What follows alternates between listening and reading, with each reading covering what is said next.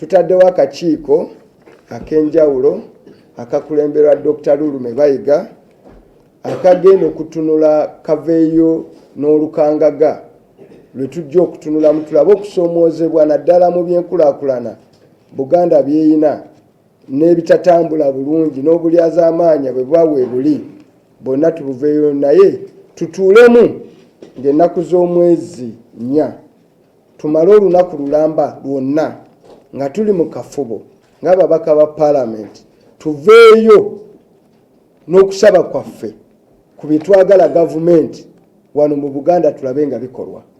Twesanze projekiti nnyingi mu Buganda teziriimu, emiruka gyaffe mitono, n'olwekyo mu PDM tufiirwa amagombolola matono, n'olwekyo bwe bagenda okuzimba secondary school ne health center seed school egenda kugombolola, bwe bagenda okuzimba health center 3 bagenda kugombolola, ate amagombolola gaffe manene abantu ate bangi. Bino tujja bitunza buli alina obuyinza okubikolako abikoleko, ate tugenda kikola nga budget tennasomebwa tubitwale ne ku fulo ya paalamenti.